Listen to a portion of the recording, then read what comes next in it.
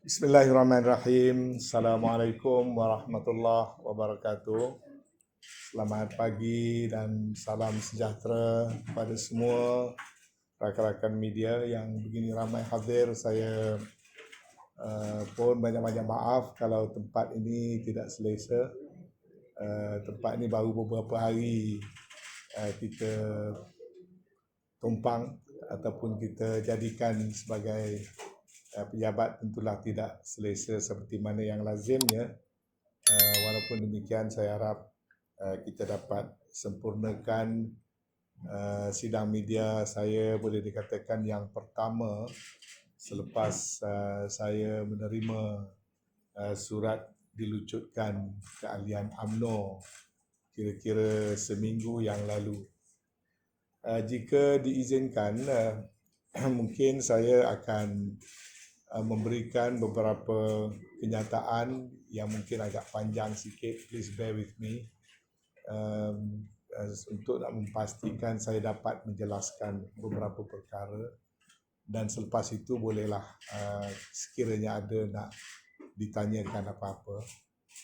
Saya juga percaya saudara-saudari semua sibuk, banyak yang nak dibuat coverage, terutama sekali tentang urusan kerajaan, yang pagi ini hanyalah sebuah NGO kecil sahaja, tetapi saya merasa amat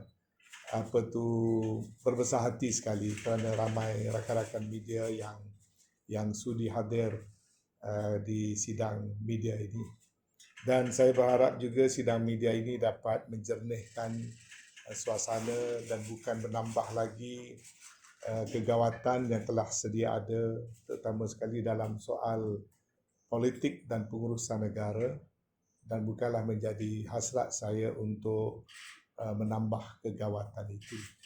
Malah sekiranya boleh, kita ingin berperanan dalam bentuk yang positif. Jadi pertama yang nak saya katakan, saya minta maaf kepada semua media yang telah bertubi-tubi menghubungi saya, minta nak ditemuduga, minta komen dan sebagainya. Saya tidak berbuat demikian kepada hampir semua media. Bukan kata tak suka sesiapa, kerana saya berpandangan saya perlukan sedikit masa supaya saya dapat mengelakkan daripada emosi ataupun tekanan perasaan, kerana maklumlah apa yang saya lalui mutakhir ini boleh dikatakan cukup mencabar atas diri saya, yang memerlukan pada kekuatan supaya kita tidak emosional, kita tidak terbawa-bawa dengan sentimen dan perasaan, supaya kita tidak menambah kekeruhan pada suasana. Dan sekarang ini setelah hampir sebulan saya tidak menjadi calon pun, saya tak bercakap juga pada media, dan seminggu lebih kurang daripada masa saya dilucutkan keahlian UMNO, maka saya rasa saya lebih bersedialah pada hari ini untuk bercakap kepada saudara-saudari sekalian. Berhubung dengan pelucutan saya tidak ada banyak perkara yang nak dinyatakan. Cuma pertama saya mengesahkan pada hari Isnin baru-baru ini, saya telah menerima surat resmi daripada Setiausaha Agong yang memaklumkan saya telah dilucutkan daripada keahlian UMNO, dan perlucutan itu berdasarkan kepada beberapa section-section yang telah disebut dalam surat tersebut. Cuma disebutkan section-section yang berkenaan, tetapi sehingga kini saya tidak pernah diberitahu apakah perkara yang sabit kesalahan. Section-section itu sebenarnya saya hafal sebagai Setiausaha Agong, sebagai ahli parti selama 43 tahun, ketua bahagian 35 tahun, ahli majlis tertinggi 28 tahun, dan Setiausaha Agong Parti, ketua penerangan parti. Section-section yang disebut itu memang saya hafal, saya faham sangat-sangat, dan itulah juga section yang saya berpegang selama 43 tahun saya menjadi ahli UMNO. Cuma malangnya, apakah tindakan saya yang disabitkan dengan seksyen itu sampai hari ini tidak disebutkan kepada saya. Namun begitu, saya tidak hendak pertikaikan perkara itu. Saya terima seadanya keputusan Presiden Parti dan Majlis Tertinggi untuk melucutkan saya menjadi ahli, dan saya telah bertemu dengan Jawatankuasa UMNO bahagian 4 peringkat Ketereh, dan saya telah bertemu dengan semua ketua cawangan 4 peringkat Ketereh untuk meminta mereka jangan meninggalkan UMNO. Begitu juga saya mungkin dilucutkan sebagai ahli UMNO, tapi isteri saya, anak saya, keluarga saya, ahli-ahli UMNO cawangan cabang 3 Haji Musa yang lebih daripada 300 adalah adik-beradik dan sanak saudara saya. InsyaAllah mereka kekal sebagai menjadi ahli UMNO, dan biarlah saya seorang sahaja yang dilucutkan, kerana saya berpegang pada prinsip menjadi ahli itu sebagai satu formaliti, tetapi perjuangan tak berasaskan kepada ahli. Ada orang jadi ahli tapi tak sokong, tak menyumbang kepada parti. Ada orang tak menjadi ahli tapi dia menyokong, dan dia masih boleh menjadi, orang kata, penyokong kepada parti. Saya mula bergiat dalam UMNO sewaktu saya pemimpin mahasiswa. Saya tidak menjadi ahli parti. Sehinggalah tahun 79, saya menjadi ahli parti secara resmi. Artinya saya pernah berjuang tanpa menjadi ahli parti. Saya menjadi penceramah, saya menjadi aktivis. Kemudian 43 tahun saya menjadi ahli parti. Kelebihan menjadi ahli parti ialah perlembagaan menjamin kita perkara-perkara tertentu. Satu daripadanya ialah mempunyai hak untuk dipilih dan memilih. Itu yang paling besar sekali. Kalau orang tak jadi ahli parti, dia tak ada hak lah untuk dipilih dan memilih. Jadi sekarang saya hilanglah hak dipilih dan memilih. Tapi saya merasa tak mengapa. Dalam UMNO pun sekarang ini tak digalakkan pemilihan lagi dah. Jadi super je, kalau ada tak ada pun, mungkin ada juga orang tak dapat peluang dipilih. Jadi bila saya renung-renung, tak apalah, saya hilang hak dipilih dan memilih. Kedua, sebagai ahli parti, kita diberikan hak untuk bersuara. Jadi bila kita tak jadi ahli parti, secara umumnya kita tak adalah peluang bersuara dalam konteks parti. Bila saya renung-renung, yang ini pun tak apalah. Sebab dalam UMNO pun tidak berminat lagi mendengar suara. Yang kita nak dengar hanya satu aliran suara sahaja. Jadi pemecatan yang menyebabkan saya hilang hak bersuara pun saya rasa saya boleh terima. Jadi dengan itu saya, untuk makluman, telah menjawab surat Setiausaha Agong yang saya terima pada 9 hari bulan. 2 hari yang sudah, surat 5 muka surat, yang di dalamnya termasuklah beberapa perkara yang mungkin agak sensitif. Jadi saya tidak berhasrat untuk mendedahkan apa yang saya tulis. Dan saya tidak menulis kepada Setiausaha Agong, saya menulis kepada Presiden UMNO untuk mendapatkan, sekiranya sudi, memberikan penjelasan beberapa perkara yang sangat fundamental dan asas. Takut-takut perkara itu tanpa penjelasan akan berterusan dianggap sebagai fitnah. Kalau tidak diberi penjelasan, saya tak tahu itukah fitnah atau tidak. Pada saya dianya kebenaran.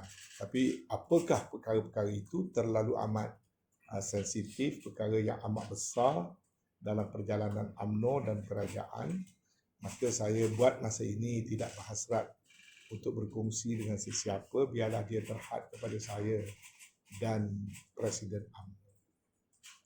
Cuma yang dapat saya bacakan sedikit daripada kandungan ucapan surat saya, 5 muka surat itu.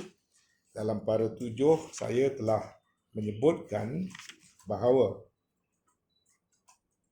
kita masing-masing ada kecintaan kepada parti.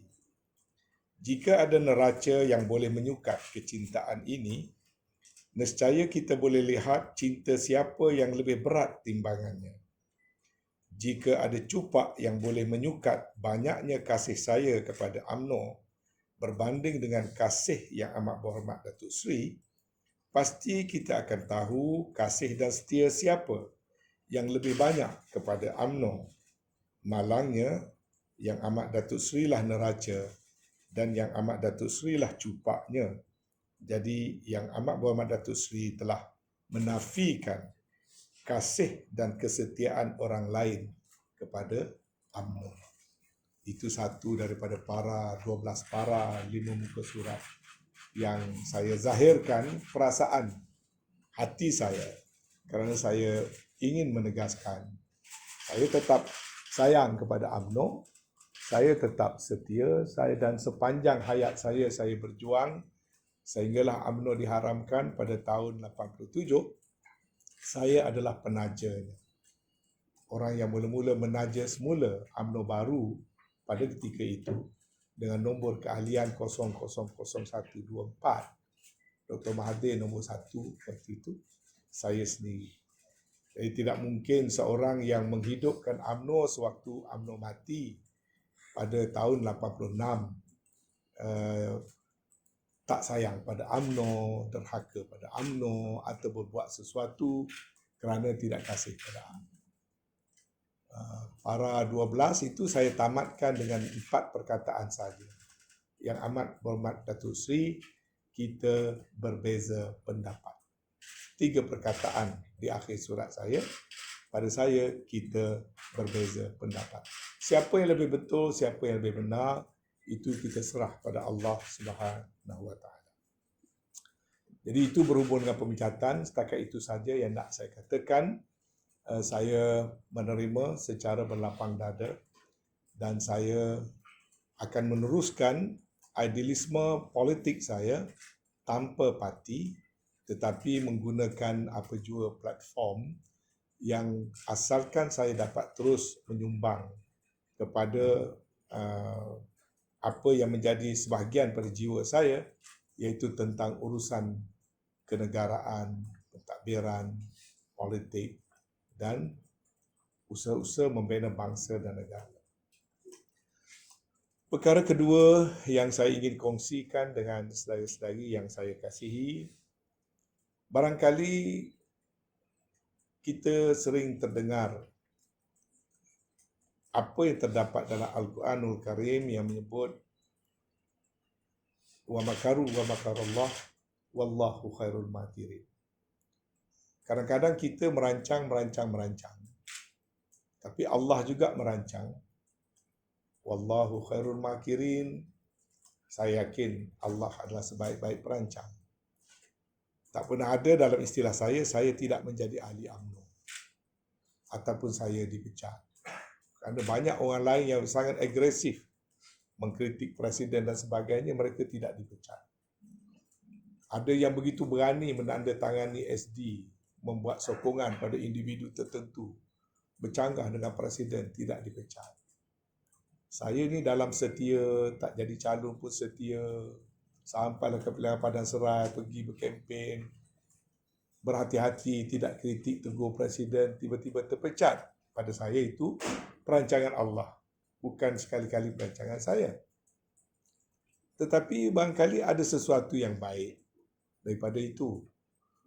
Pertama kali saya mula merasakan saya terungkai daripada politik kepartian dan berkelompok-kelompok. Suddenly saya mempunyai kawan yang ramai daripada political divide yang berbeza-beza.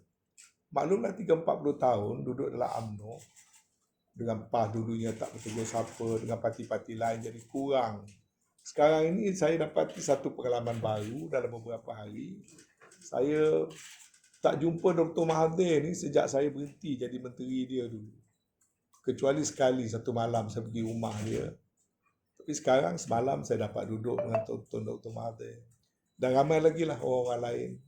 Datuk Zuraida datang, pemimpin-pemimpin parti-parti lain, Berair Mali ke, PAS ke. Jadi saya merasai satu suasana baru di mana saya mempunyai akses kepada rakan-rakan parti-parti politik yang lain. Dan saya nak menjelaskan pada hari ini, saya memilih buat masa ini untuk tidak berada dalam mana-mana parti politik. dan saya telah memilih untuk aktifkan Muafakat Nasional. Jadi pada pagi ini juga saya nak ambil peluang kerana belum pun Muafakat Nasional bergerak, kita dah difitnah dah. Kononnya saya ni dululah pergi daftar senyap-senyap Muafakat Nasional. Apa strategi saya? Kononnya saya ni tali barut sana, tali barut sini. Tuduh bukan kecil-kecil, tuduh terbuka dalam Facebook. Dan ramailah orang menyumpah seranah dengan saya. Panggil saya Anwar Musang, panggil saya pengkhianat, macam-macam. Saya penuh tengok. Dan saya dapati kawan-kawan saya dalam parti-parti tertentu penuh dengan fitnah yang kita reka dan akhirnya kita percaya sendiri. You created lies and finally you believe in your own lies. Itu sangat berbahaya. Ya? Dan saya perhatikan terlalu banyak sekali. Termasuklah dalam soal MN ini. Muafakat Nasional Politik. Saya panggil Muafakat Nasional Politik yang diwujudkan pada bulan September tahun 2019 dulu itu Muafakat Nasional Politik. Sekretariat bersama saya dan Datuk Seri Taqiyuddin Hassan. Ya. Dan saya nak sebutkan di sini secara yang orang kata direct. Pendaftarannya dulu saya telah diarahkan Datuk Zahid supaya tidak meneruskan pendaftaran. Seperti mana juga saya diarahkan setelah Tan Sri Muhyiddin memberi surat hitam putih nak menyertai Muafakat Nasional. Atas jemputan UMNO, saya diarahkan oleh Datuk Zahid supaya tidak meneruskan membawa PPBM menjadi ahli Muafakat Nasional. Ini semua fakta. Tapi biarlah benda itu dah ke belakang. Saya nak tumpu pada Muafakat Nasional yang ada ini. Ya. Saya pada waktu itu tidak meneruskan soal pendaftaran, tak pernah berhubung dengan Registrar of Societies. Tiba-tiba pada bulan April tahun lalu, sahabat sebelah saya ni, Datuk Syarul Nizam, melalui sesulit kanan saya, tunjukkan teks dalam telefon dia. Datuk Syed Nizam berhasrat nak jumpa saya. Waktu tu saya Menteri Wilayah Persekutuan. Berikutan daripada saya dipecat daripada menjadi Setiausaha Agung Barisan Nasional dan Setiausaha Agung Muafakat Nasional. Ini bulan April, ya. Kalau tak silap saya bulan April, ya. Jadi akhirnya saya tak kenal Datuk Syarul Nizam pun pada waktu itu. Minta maaf lah. Dia ketua cawangan UMNO di Batu Pahat, tapi saya tak kenal secara peribadi. Jadi Datuk Syarul Nizam datang jumpa saya dan menyatakan hasrat dan memaklumkan dia ada daftarkan dengan ROS Badan Nama Muafakat Nasional, tapi NGO berdaftar dengan Registrar of Societies, bukan Muafakat Nasional Politik. Itu belum diluluskan, ya, tapi ini Muafakat Nasional NGO. Dan dia terangkanlah pada saya apa perlembagaan dia, apa struktur dia dan sebagainya. Ringkas cerita, saya setujulah untuk nak menyertai NGO ini.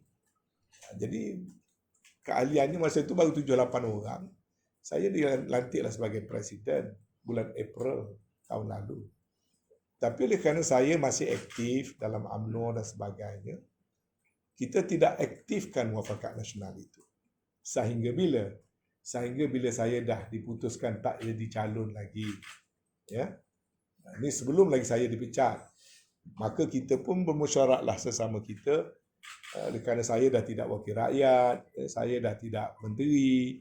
Jadi marilah kita sama-sama aktifkan MNNGO. Maka di situlah barulah saya mula menghubungi kawan-kawan, buat consultation, fikirkan bagaimana kita nak gerakkan Muafakat Nasional ini, cara mana, kaedah mana. Saya baru hilang jawatan, tak ada sumber pendapatan, tidak mungkin kawan-kawan pun banyak yang lari, bukan mudah. Ya. Jadi dalam kita susun-susun itulah datangnya pemecatan. Jadi bila datang pemecatan itu, 3 hari lepas pemecatan tu barulah saya buat posting yang saya akan menggerakkan Muafakat Nasional. Itu latar belakang dia. nothing more, nothing less. Dan saya bercakap di sebelah orang yang mengasaskan pendaftaran ini. Jadi, tapi tak apalah, saya reda lah. Maklumlah kita ni, bila dah tak jadi ahli UMNO, mungkin dipandang hina lah oleh kawan-kawan dalam UMNO. Tetapi itulah story kedudukan sebenar. Kedua, saya merasakan negara kita masih lagi berada dalam kepompong masalah yang tidak berkesudahan. Punca yang paling besar sekali yang dihadapi oleh negara adalah kerana rapuhnya penyatuan dan perpaduan. Sehinggalah sekarang ini, walaupun kerajaan yang dibentuk nak cuba dinamakan kerajaan perpaduan, tetapi perpaduan yang dimaksudkan itu tidak dibina di atas satu asas yang kukuh. Maka kerajaan yang ada ini pun akan kekal rapuh kalau tidak dilakukan sesuatu dengan ikhlas, dengan bersungguh-sungguh. Yang pertama. Kedua, negara kita sebagai sebuah negara majmuk, berbagai kaum, berbagai agama, ia perlu diuruskan dengan satu cara sebagaimana pengasas-pengasas negara telah menguruskannya dulu, iaitu berasaskan kepada kecintaan dan kasih sayang, berasaskan kepada perpaduan berbagai kaum, berbagai bangsa, dan berasaskan kepada saling menghormati ataupun respect di kalangan rakyat berbagai-bagai kaum. Negara kita ini tidak ada tempat untuk chauvinism. Negara kita tidak ada tempat untuk racism. Negara kita juga memerlukan kepada prinsip-prinsip kesederhanaan. Namun, having said that, saya sangat berkeyakinan kalau mahukan kepada satu perpaduan yang jati dan tulen, dia mesti berpaksikan kepada kelompok induk ataupun kelompok terbesar. Kalau kita membina sebuah rumah, rumah itu tegak kalau zaman dulu kerana tiang serinya. Tiang seri rumah adalah tiang yang terbesar di dalam rumah. Kalau mahu tegak sebatang pokok, tegaknya pokok kerana akar tunjangnya. Akar tunjang juga adalah akar yang terbesar. Ini rules yang basic dan simple. Bagi negara Malaysia, kestabilan hanya akan terwujud kalau kelompok induk, yakni orang Melayu dan umat Islam, jangan berpecah belah. Kalau mahukan kepada satu penyatuan yang tulen, pada fahaman saya, orang Melayu sendiri tidak boleh berpecah belah. Dan itulah dasarnya dulu 40 lebih persatuan-persatuan Melayu digabungkan dengan terwujudnya UMNO. Dia bermula dengan penyatuan kelompok induk, yakni orang Melayu dan Islam. Kedua, orang Melayu dan Islam dalam negara ini tidak boleh bersendirian. Tidak boleh exclusively segala-galanya untuk orang Melayu dan Islam. Kerana hakikat negara ini sebelum merdeka lagi adalah sebuah negara berbilang kaum, berbilang bangsa. Maka the next step untuk kestabilan negara ialah inclusivity, di mana mesti menghormati semua hak kepada semua kaum, tak kira kecil ataupun besar, dalam satu bentuk penyatuan. Dan itulah asas negara kita menjadi sebuah negara yang kukuh sejak merdeka sampailah kepada muktakhir ini. Perkara itu mula disintegrate. Dia disintegrate bermulanya dengan perpecahan orang Melayu itu sendiri.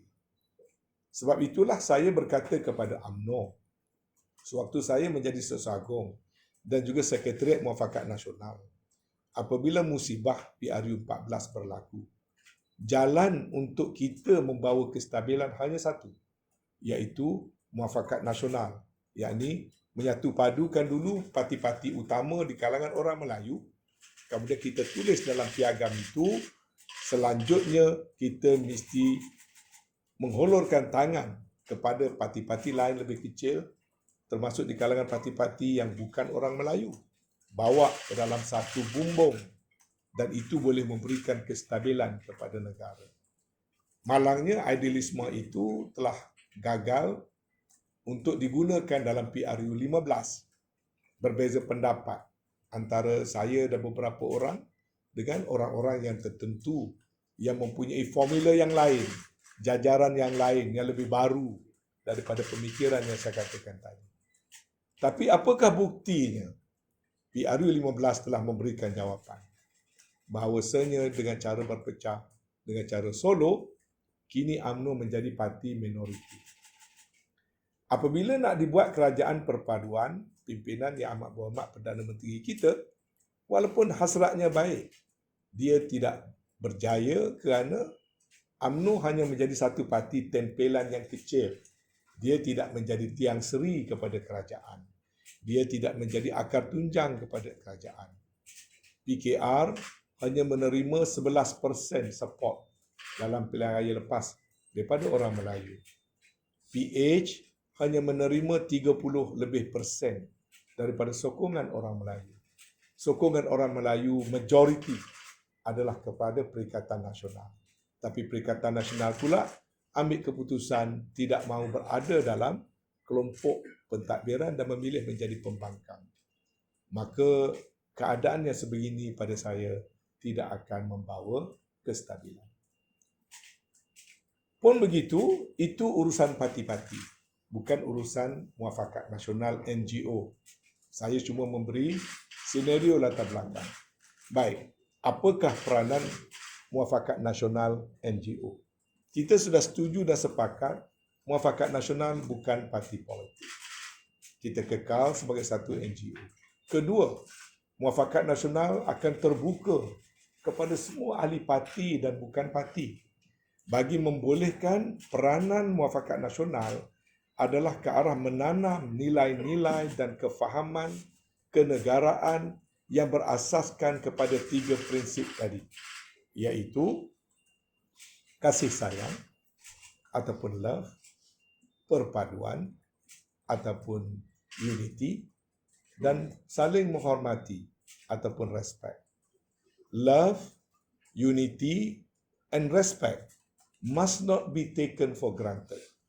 Harus ada usaha yang tersusun untuk melatih rakyat, terutama generasi muda, agar dapat memahami kalau kita rasakan kita nak bertanggungjawab membangunkan negara kita, kita harus menanam nilai-nilai ini dengan cara yang teratur. Dan di sinilah kita merasakan Muafakat Nasional boleh memainkan peranan di mana anggotanya tak mengapalah datang daripada berbagai-bagai parti, dan sebagai badan NGO kita cuba lakukan sekadar mana yang kita mampu. Kita tidak akan jadi satu badan yang glamorous, satu badan yang kaya raya, satu badan yang kuat, satu badan yang orang kata mengancam sesiapa. Kita mahu ambil pendekatan positif dan konstruktif. Berdasar pada itu, walaupun sepatutnya hari ini baru saya mengumumkan keahlian dan membuka keahlian, atas permintaan ramai, hari Ahad lepas saya beritahu pada sosial kerja, bukalah sebab ramai sangat orang duk tanya. Tiba-tiba bila dibuka, saya terperanjat. Dalam masa 24 jam dibuka, 10,000 lebih telah memohon menjadi ahli. Dan apabila saya minta profil daripada pendaftaran itu, datangnya daripada seluruh negara termasuk Sabah dan Sarawak. Dan sehingga hari ini sudah hampir 20,000 yang memohon, sehinggakan saya jam dari sudut macam mana nak respon, macam mana nak jawab, macam mana nak susun, macam mana nak organize. Sebab saya asal MN tu kecil-kecil je lah. Sebagai orang yang baru buang daripada kapal, tak mungkin boleh bawa kapal yang besar. Tapi realitinya hari ini amat memeranjatkan saya. Justru saya telah menangguhkan sehingga hari ini sebelum mengumumkan struktur dan pembawa utama kepada MN, kerana saya tak nak menggelabah umum dan orang tak faham dan sebagainya. Jadi saya telah mengambil masa lebih pada 1 minggu. Pertama, membuat consultation dengan eminent persons dalam negara untuk memberi nasihat kepada saya. Saya telah berbincang dengan Tun Hamid Mohamad, orang yang amat faham tentang perlembagaan negara. Saya duduk dengan Profesor Syam Rahayu untuk melihat secara mendalam hal-hal berkaitan dengan perlembagaan. Semalam saya berpeluang duduk dengan Tun Dr. Mahathir, berbincang 2 jam dengan beliau tentang situasi yang dihadapi oleh negara dan apakah yang masih boleh kita lakukan. Saya berhubung dengan Tan Sri Lee Lam Tai, ya. Saya sebut nama-nama ini kerana mereka-mereka adalah orang yang telah saya rujuk. Saya juga berhubung dengan Tan Sri Rais Yatim, Speaker Dewan Negara, untuk nak menyampaikan hasrat dan bagaimana dapat saya move forward. Dan saya juga telah adakan pertemuan-pertemuan dengan personaliti-personaliti yang tampil ke hadapan mahu beraktif secara langsung. Bukan saja sebagai penasihat, tapi mereka mahu aktif secara langsung. Jadi pada hari ini saya mengumumkan 30 nama orang-orang yang telah saya, walaupun sebenarnya nama tu panjang lagi, yang tampil jam pertama ataupun hari pertama MN dibuka, pada saya mereka semua adalah pengasas. Ramai, ya, termasuk Datuk Seri Taqiyuddin Hassan, Serta Agung PAS, dia masuk mendaftar. Khairuddin Takiri masuk daftar. Ni Abdul, ramai dan daripada berbagai-bagai parti. Tapi setelah bincang, saya buat keputusan orang-orang yang jadi ahli parlimen dan ahli Dewan Negeri, kita bercadang untuk mereka tidak memegang jawatan di peringkat yang tinggi. Ya, mereka boleh jadi ahli, tapi eloklah mereka tumpu kepada peranan mereka dalam parti masing-masing. Yang lain-lain, saya telah bersetuju untuk menerima beberapa orang tokoh-tokoh utama, yang mana selepas ini saya terpaksa mewujudkan pejabat perhubungan negeri untuk selaras peringkat negeri, parlimen dan DUN bagi mereka-mereka yang ingin menggerakkan di negeri, parlimen dan DUN masing-masing.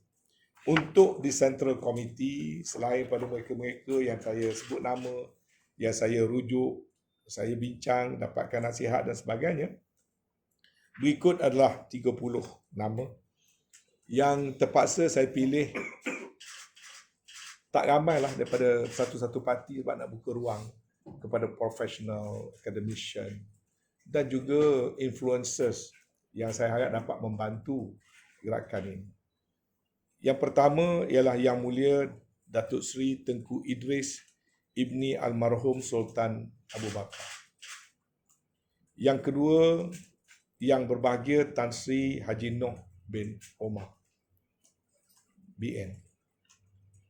Yang ketiga, Datuk Seri Zuraidah Kamarudin, PBM. Yang keempat, Datuk Seri Dr. Edman Santara Kumar Ramanaidu,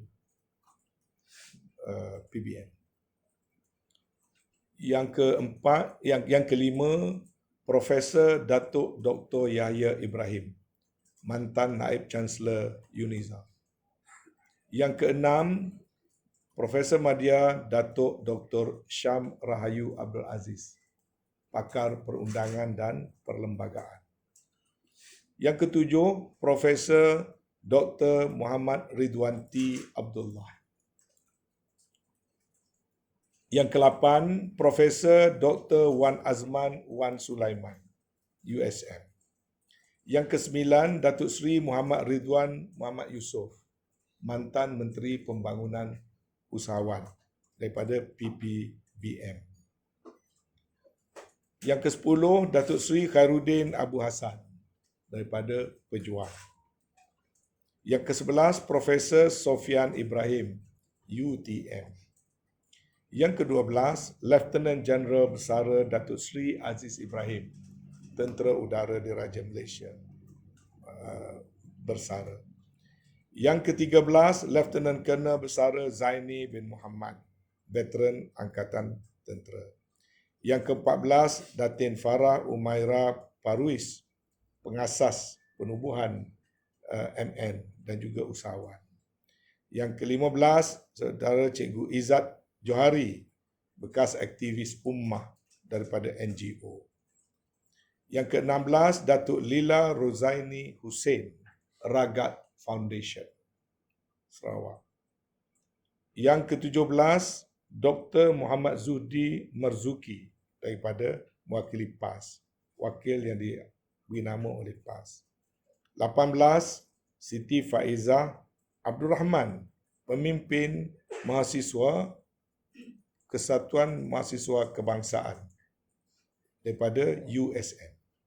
Ke-19, Saudara Ali Nur Ahlam, Presiden Majlis Perwakilan Mahasiswa Kebangsaan UUM. Ke-20, Datuk Jamal Abdillah, seniman. Yang ke-21, Datuk Izlan Yusof, seniman. Yang ke-22, Umi Nazira Nur Hidayah Zainul Abidin atau Umi Nazira, pelakon. Yang ke-23, Jasper Supaya, pengacara dan ikon televisyen. Yang ke-24, Datuk Dr. Junaidi, Datuk Dr. Budiman Zohdi, Naib Ketua UMNO Bahagian Sungai Besar, Datuk Zurehan Yusof, Ketua UMNO Bahagian Kuala Langat, Datuk Tun Faisal, ini semua adalah rakan-rakan yang berkhidmat bersama saya.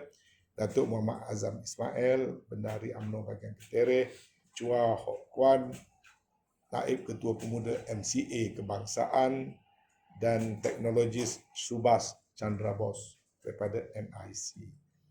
Ini 30 orang yang akan membantu bersama-sama dengan saya dalam Dewan Tertinggi Muafakat Nasional NGO.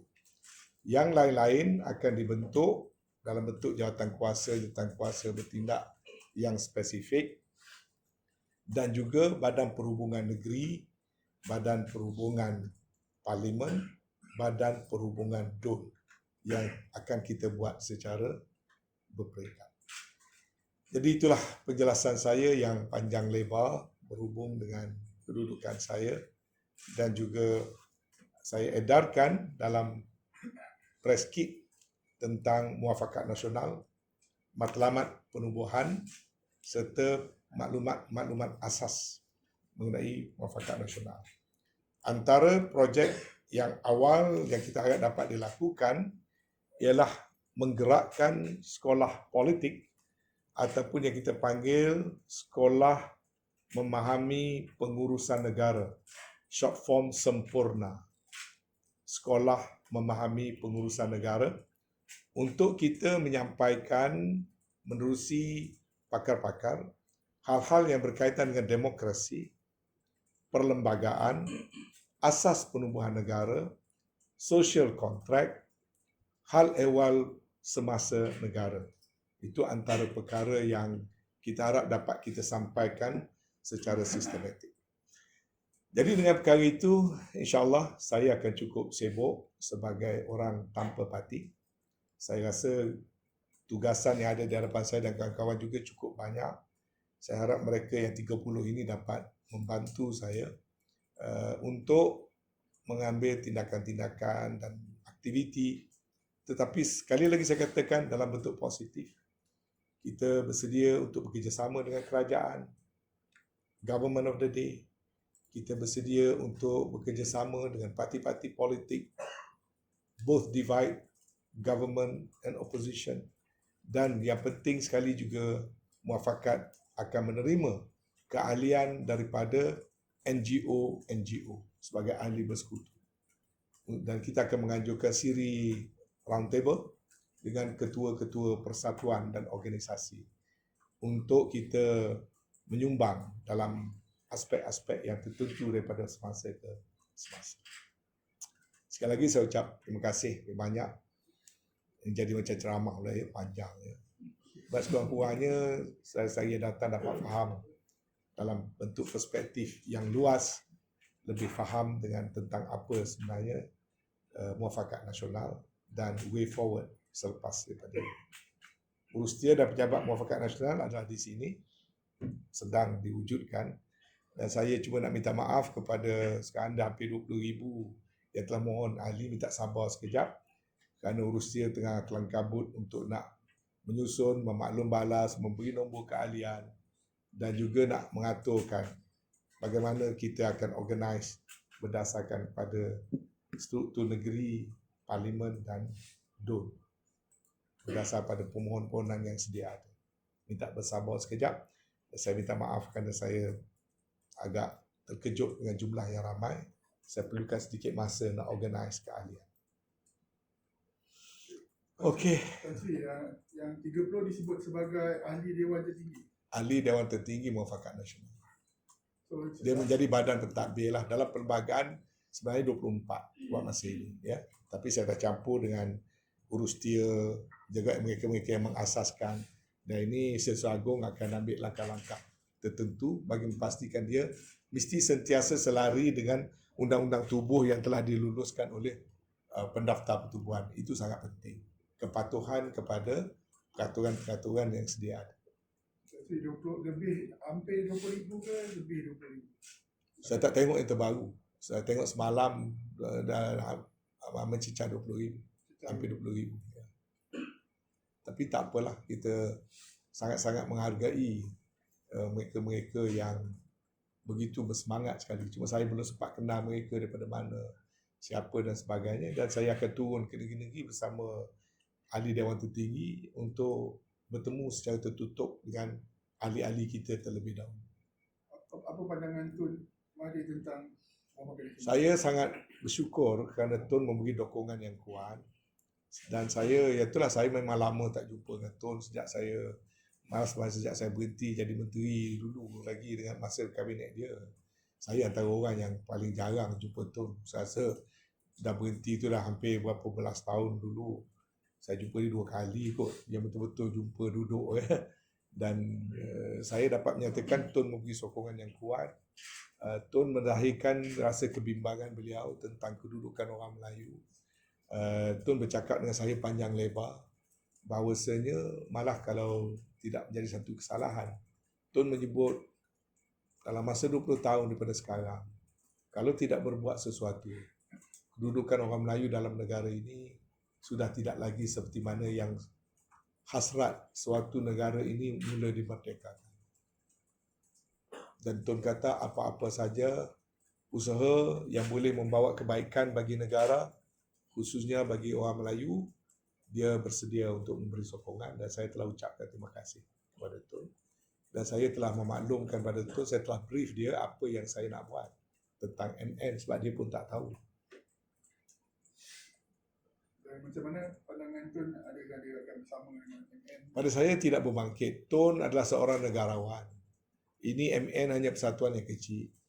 Ini Tun adalah bapa ya, kepada negara kita. Walaupun apa juga yang berlaku, tak ada siapa yang dapat menafikan. Tun Mahathir adalah negarawan yang ulung. Beliau sentiasa mempunyai idealisme dan juga hasrat yang sangat tinggi. Dan tidak banyak orang seperti itu. Ya. Jadi tidak sama ada dia menjadi ahli resmi atau tidak. Walaupun saya ada juga jemput lah. Tapi jemput mulut je lah. Belum ada hantar surat dan sebagainya. Tapi dia beritahu saya, you buatlah, dia kata. Saya ni kalau apa-apa benda yang baik bagi kepentingan orang Melayu dan baik bagi kepentingan negara, dia akan memberi dorongan dan sokongan. Pada saya itu sudah cukup. Itu sudah cukup. Pada saya dia beri satu semangat untuk, ya ini bukan parti politik. Kalau parti politik nak fikir macam mana popular, macam mana nak kalahkan siapa, nak lawan kat mana. Jadi saya Alhamdulillah, saya tak perlu fikir. Itu serahlah pada kawan-kawan yang berparti. Mereka lah nantinya yang nak cari jawatan dan kedudukan. Itu pun satu usaha yang baik juga. Tapi saya nak cuba dengan cara saya melalui badan NGO. Di akhir-akhir hayat ni elok juga dapat berkawan dengan semua orang. Jangan banyak sangat musuh. Saya tengok di luar sana tu terlalu banyak kebencian. Stres kadang-kadang saya baca WhatsApp group kawan-kawan saya ketua bahagian. Maki hamun, habis segala nama haiwan dirimba digunakan untuk satu nama lain. Saya kata dulu saya dalam UMNO, saya 28 tahun dalam MKT, tak ada macam ini. UMNO sama UMNO, respect, hormat. Kalau nak bergaduh pun ada cara, nak kritik pun ada cara. Dan kita bercakap tentang bangsa, soal negara.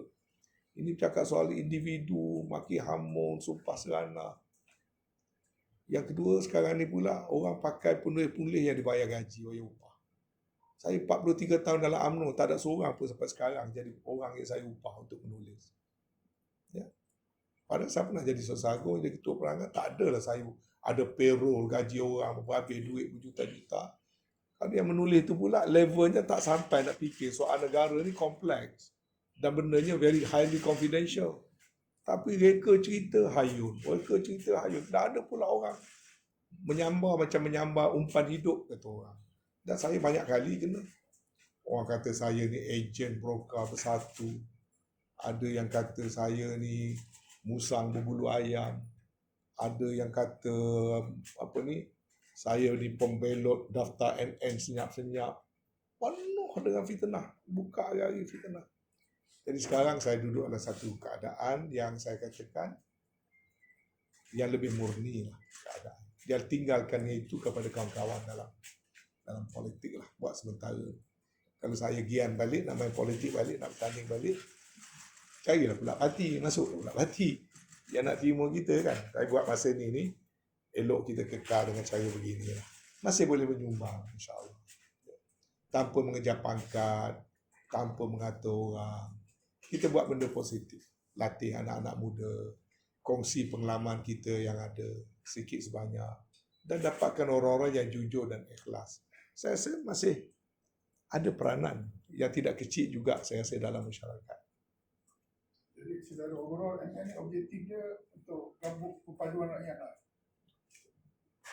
Love, unity and respect. To promote those values based on principle of love, unity and respect.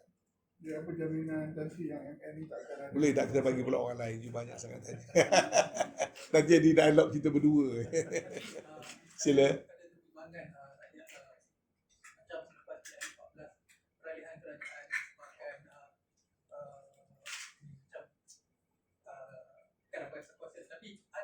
Peranan MN kalau dipanggil oleh parti politik untuk membuka kerajaan yang sedia? Pertama, MN tidak harus campur benda-benda yang bersifat kepartian. Kita apolitical. Ya, apolitical artinya kita tidak harus terlibat atas nama MN. Tetapi atas kapasiti peribadi masing-masing, itu hak masing-masing. Kita tengok dalam senarai kita ada ahli majlis tertinggi PBM, ada ahli majlis tertinggi PAS, ada majlis tertinggi ataupun bekas ahli majlis tertinggi UMNO atau ketua bahagian UMNO. Kita ada daripada Pejuang, Supreme Council Pejuang, semua parti ada sini ni. Ada MCA, ada MIC dan lagi rakan-rakan di Sabah dan Sarawak. Jadi urusan parti mereka kita takkan campur. Jadi kita akan tengok pada sudut peranan kita saja. Itu yang pertama. Yang kedua, biarlah urusan parti itu parti masing-masing uruskan.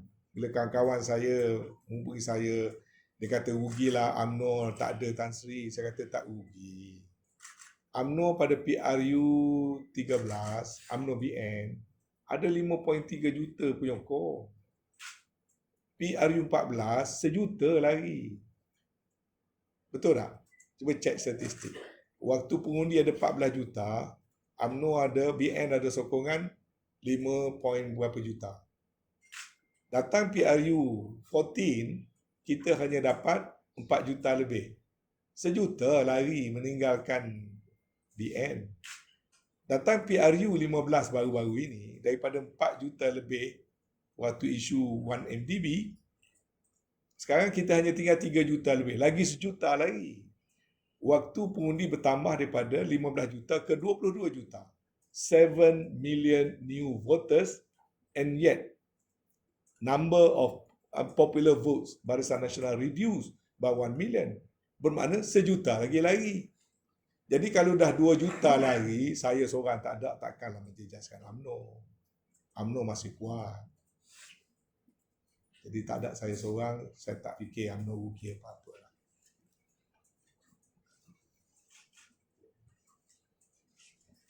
Okey? Nanti. Saya nak be fair kalau ada orang lain nak tanya. You daripada mana? Osmo. Ha? Osmo. Okey. Sila. Be fair kawan-kawan nak share.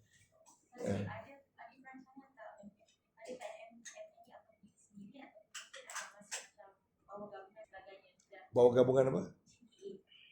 GTA parti politik.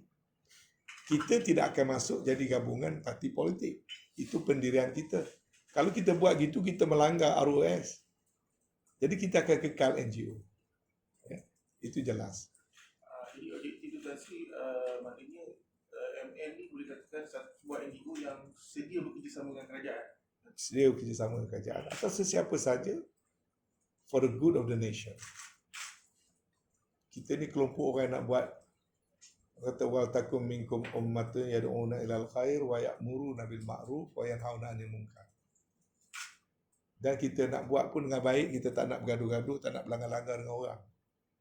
Berdasar pada prinsip du'u ila sabili rabbika bil hikmah wal mau'izatil hasanah wajadilhum billati hiya ahsan. Sesuai dengan dianya NGO. Kita bukan nak berebut kuasa. Yang nak berebut kuasa tu biar parti politik lah, kawan-kawan kita. Kalau Datuk Seri Anwar nak invite Tan Sri jumpa dengan dia untuk Oh, boleh. Nama pun Anwar sama Anwar pun salah. Datuk Seri Anwar adalah kawan baik saya pada dulu lagi. Saya bersama-sama dengan dia dalam pemuda. Apabila beliau dipecat daripada UMNO, saya antara pemimpin yang tidak pernah menyerang dia dengan cara yang tidak sopan ataupun agresif, tidak. Sebab kami kawan. Anak-anak saya dengan anak-anak dia sampai sekarang bersahabat karib. Sama-sama bersekolah di sekolah Bukit Damansara. Kami sama-sama duduk di Bukit Damansara dulu, di masjid yang sama. Sebelum Datuk Seri Anwar dipecat tahun PMO telefon. Siapa bunyi? Biar orang lain jawab lah, PMO call saya. Jadi saya secara peribadi saya sentiasa baik dengan dia, walaupun memanglah dia jadi pembangkang lama, dia menentang UMNO begitu lama, turun ke jalan-jalan raya dan sebagainya. Tetapi sebelum dia dipecat, saya lah orang yang terakhir, kalau dia masih ingat, makan nasi di rumah Timbalan Perdana Menteri dan mengiring dia pergi ke Kelantan sehari 2 hari sebelum dia kena pecat. Dan prinsip politik saya pun bukan dengan Datuk Seri Anwar saja. Saya tak gaduh dengan siapa-siapa. Saya hari ini pun macam dengan Datuk Seri Zahid. Sampai sekarang saya berani menegaskan. He remain my friend. Saya masih menghormati. Saya pun tidak marah. Dan saya tak ada dendam. Mungkin itu cara dia buat kerja, cara dia tarbik UMNO. Okey lah, sebab dia presiden, saya terima. Ya. Tapi namun nak gaduh peribadi, tidak. Kenapa nak gaduh peribadi? Apalagi sekarang saya jadi presiden MN yang nak promote love, unity and respect. So I will love all my friends. I will continue to fight for unity and I will respect all other people. Saya tak nak hidup saya full of hate, hatred. Will take you nowhere. You make your life miserable. I want to be friend to everybody. Cuma saya harap bila saya beraktiviti, saya tak nak terlibat buat fitnah, reka cerita, spin stories, saya tak nak. I just want to do good. Dan yang penting, satu benda yang kita belum berjaya, menyatu padukan berbagai kaum. Ini saya baru bincang semalam dengan saudara Chua daripada MCA, kata please try to do something. Kita cuba dampingi anak-anak muda berbagai-bagai kaum, explain pada mereka supaya ada rasa kasih sayang. Saya tengok generasi baru ni banyak. Anak-anak saya berkawan macam-macam bangsa, macam kaum, tak ada apa problem pun. Kadang-kadang orang politik je membakar hatred. Anak-anak muda tak suka begitu. Anak-anak muda nakkan benda yang baik bagi mereka, pekerjaan mereka, masa depan mereka. Satu pada sebab anak muda meninggalkan UMNO, sebab anak muda tak suka dengan pembawaan kita dalam parti. Sebab tu mereka 7 juta yang baru, hampir zero yang kita dapat. Based on jumlah number of voters. Yang dah sokong kita PRU14 pun tak sokong kita kali ini. Dulu ada 4 million, now you get 3 million. What about the 7 million new voters? Arithmetically, UMNO didn't get any vote from the young voters, from the new voters. So, kena tengoklah. Bagi-bagi orang sedang pimpin UMNO, tengok daripada UMNO. Saya tengok daripada luar. Tan Sri, di media sosial ada mempertikaikan warna muafakat nasionalis akan warna Barisan Nasional dari komen Tan Sri. Saya kadang-kadang tengok kawan-kawan ni very petty. Kita cakap soal negara. Nak cakap soal warna, warna dia berapa dia dalam dunia ni? Jumlah parti lebih banyak pada warna. Akan adalah parti yang terpaksa kongsi warna. Ya. Kawan-kawan saya cadang asalnya pakai biru. Saya kata ni biru, Perikatan Nasional pun biru, ni pun biru. Lebih baik kita pakai putih lah. Kita ni NGO, saya kata. Ya. Tapi ada juga penulis-penulis kelas tinggi yang mewakili pihak-pihak tertentu. Benda tu pun nak bincang. Tolonglah bincang soal orang Melayu. Tolonglah bincang soal kemiskinan. Tolong bincang soal pengangguran. Kalau tak nak bincang soal kos sara hidup. Rakyat tengok kita duk bergaduh benda petty. Rakyat nak bergantung harap pada parti-parti politik yang memperjuangkan nasib mereka. Soal pelajaran, soal perpaduan kaum, soal ekonomi, soal hubungan antarabangsa. Terlalu banyak. Sanggup kita tengok. Turun bandar Kuala Lumpur, masih ramai orang kita minta sedekah. Pergi ke rumah PPR, nak menitik air mata tengok. Dah 40 tahun duduk dalam rumah 480 square feet. Masa duduk dulu, husband and wife 2 orang. Sekarang ada sampai 12 orang. Duduk dalam rumah 480 kaki persegi, bayar sewa 120 sebulan. Ada rakyat tak ada milik rumah pun. What we have been doing. PMO lagi. Siapa punya phone? Bukan saya ni, ada siapa cari. Tak. Jadi saya fikir soal warna tu terlalu petty lah untuk saya nak layan. Warna apa dan sebagainya. Ya. Putusan. Memandangkan nak dapat lebih 20,000 keahlian yang memohon untuk masuk Pakatan Nasional, jelas menunjukkan Tan Sri masih ada sokongan di luar sana. Adakah ni perjalanan politik Tan Sri sekarang macam mana? Adakah berakhir apabila dilucutkan baru-baru ini dan diteruskan dengan NGO ni ataupun Yalah, mungkinlah berakhir. Saya tak tahu. Saya dah kata tadi wallahu khairul makirin. Saya tak tahu Tuhan sebaik-baik perancang. Saya tak tahu what lies ahead for me. But I want to do good, that's all. Masa saya dalam UMNO pun macam tu. Saya bukan benci pada sesiapa. Cuma saya kata, saya pegang pada putusan PAU. Saya bukan benci pada siapa-siapa, tapi PAU dah kata begitu. No Anwar, no DAP dah jadi wirid. Tiba-tiba orang lain corner. Bercanggah dengan saya. Lepas tu orang kata, oh saya U-turn. Saya bukan U-turn. Kapal tu U-turn. Nampak macam mana? Kita duduk dalam kapal, kapal pusing. Dengan kita-kita lah ter-U-turn. Berbeza pendapat saja. Tu saya kata, jangan solo. Masuk secara pakatan. Kita boleh menang. Dan saya kata, bukan saya main-main. Sebab saya dulu dilantik, diamanahkan untuk berunding. Saya dah berunding dah dengan PAS peringkat awalan. Dah setuju dah bagi berapa kursi secara kasar. Ya, ni bulan Julai, bulan Ogos tahun 2020. Tengah-tengah duk buat tu ada jajaran baru di belakang. Tinggal lah ni semua. Tapi bila tengok pula jajaran baru tu saya bimbang. Saya kata takut nanti UMNO kalah. Jangan pergi solo. Jangan buat benda yang rakyat tak suka. Rakyat kata tumpu banjir. Walaupun mungkin tak banjir, tapi sentimen rakyat pada masa itu tak nak kita buat. Rakyat nak bersatu, kita pergi sendiri. Akhirnya kita ditolak. Ya? Jadi berbeza pendapat saja. Jadi sekarang ni pun kalau tanya saya apa ke depan, saya tak tahu. Pada saya bukanlah orang yang kata hidup mati nak jadi calon. Sebab saya dah 8 kali jadi calon. Saya dah jadi ahli Dewan Negeri 2 penggal. Saya jadi ahli Dewan Negara 2 penggal. Saya jadi ahli Parlimen 3 penggal. So 8 penggal. 7 kali menang. Ketua bahagian 35 tahun. Paling lama dalam UMNO. Until today. God have given me so much. Parti has given me so much. So what lies ahead tak penting dah bagi saya. Saya bukan orang nak cari pangkat. Saya bukan nak jadi Perdana Menteri. Saya bukan nak jadi Presiden parti. I'm not a threat to anybody. Cuma saya ni ada kelemahan. Bila ada apa-apa, saya cakap. Itu kelemahan saya pada dulu. Sebab tu saya mudah bergesil dengan banyak orang. Tapi saya pegang pada kejujuran. As long as saya berkata benar. Sebab tu saya tulis surat pada Zahid. 9 perkara, tolong terangkan adakah ini fitnah. Kalau tak diterangkan, takut saya rasa benda tu betul, saya cakap benda fitnah. Saya tak nak buat fitnah, saya nak minta ampun macam mana. Kalau umur dah 60 lebih ni, bila-bila masa boleh mati. So macam mana you nak hapuskan dosa you, tak sempat minta maaf dengan orang you fitnah. Al-fitnah tu asaddu minal qatl. Memfitnah ni macam membunuh. Biar orang fitnah saya tak nak fitnah orang. Jadi kalau benda saya cakap itu fitnah, kalau orang tak cakap, katalah saya dituduh memfitnah presiden atau fitnah parti, kena beritahu yang mana satu.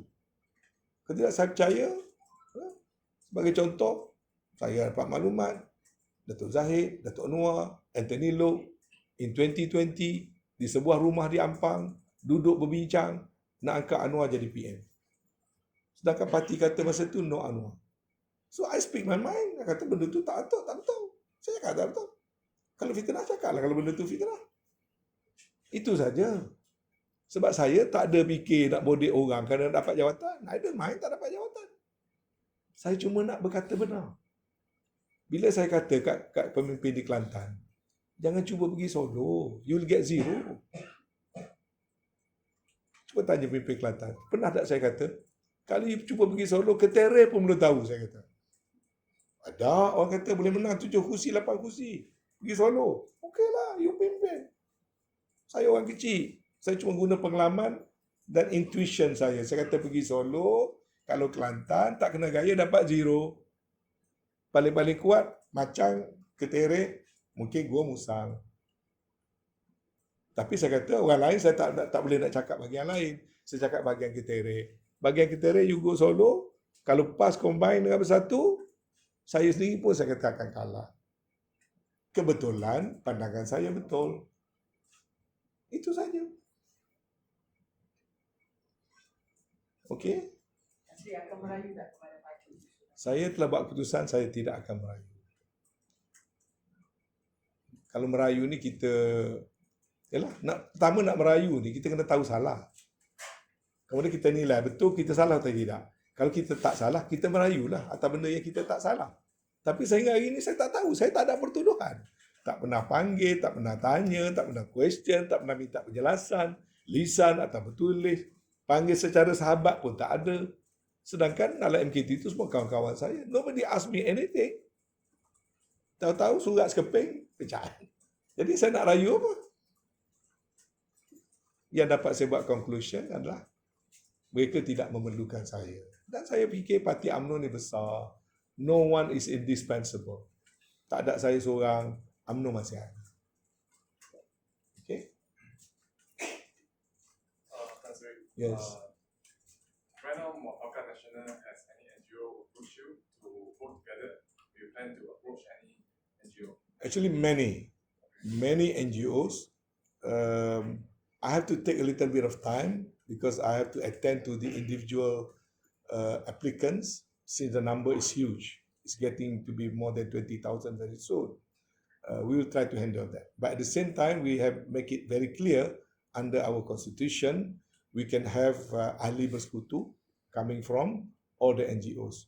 And we have many NGOs. Hopefully, starting from next week onward, I will sit down with the leadership of every single NGO. First, it is important for them to understand what we are going to do. I think that's very important. They must know what we are going to do, what are certain basic principles constituted under our constitution, so that there should not be any misunderstanding. Some NGOs, they may have certain objective and things like that, so we must look for common ground. It is important for everybody to understand what MN is all about. Then only we can work together. Luas sikit daripada MN dan juga pencatatan boleh tak? Boleh. Kalau dah habis tentang pemecatan MN, dah habis kawan-kawan? Okey. Lain soalan. SPRM kata akan panggil Tansi Bubuk dana. Oh, ya. Okey. Dan ada target kepada UMNO SPRM sama Tansi Bubuk. Ya. Sudah pun. Saya sudah pun memberi kenyataan pada SPRM minggu yang lepas dan saya sebenarnya sangat lega sekali kerana sekali lagi fitnah yang di luar tu tak dapat saya kawal. Dia kata saya masuk bilik tidur, duit berlombok-lombok, ambil duit berjuta-juta, bawa duit pergi ke mana. Patutlah kuat sokong Muhyiddin, kerana Muhyiddin bagi duit. Buka Facebook, Masya Allah, beristighfar saya setiap hari. Jadi bila SPRM panggil saya untuk memberikan keterangan, saya sangat-sangat suka hati dan saya telah memberitahukan semua jalan cerita yang sebenarnya yang telah saya lalui. Dan saya ucapkan terima kasih. Dan saya akan terus beri kerjasama. Itu tanggungjawab saya.